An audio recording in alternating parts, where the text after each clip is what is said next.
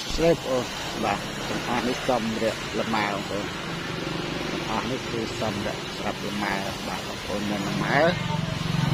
បាទនឹងអាចនៅលម៉ែកំពុងជើងផ្កាមិនទាំងជើងផ្កាអីតំណខាងខ្ញុំមកបាទ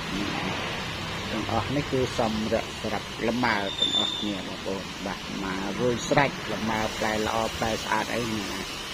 នឹងមានព្រមទាំងកេសរដែរបងប្អូនអានេះស្រាប់ចាប់កាបាទចាប់កាមកយើងចាប់ការួចរាល់ហើយបានមួយខែឬពីរខែយើងដកថងនេះចេញកលេសផ្លែរួចហើយយើងមកដាក់ថងនេះដាក់ថងនេះបងប្អូនដាក់ថងនេះរួចហើយដល់មួយឆ្នាំពីរឆ្នាំអីយើងអាចផ្លែបានមួយឆ្នាំ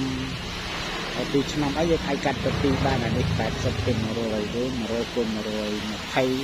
មានបាទនេះ80ទៅ110អានេះគឺស្បែកខៀវសម្រាប់គុំ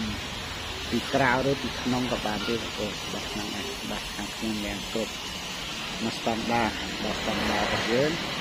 បាទយើងធ្វើទៅតាមសម្រូវការស្តង់ដារបាទយើងមិនបាច់ចាំຂະຫນາດច្រើនក្បួនទេបាទយកតែមួយຂະຫນາດទៅគ្រប់គ្រាន់សម្រាប់កសិកររបស់យើងហើយបាទគឺផ្លែទៅហ្នឹងឯងគឺផ្លែបងប្អូនត្រូវកាសអាចតំណមកបាទហ្នឹងឯងទូថ្លៃសម្រាប់ខ្ញុំបាទហ្នឹងឯងខាង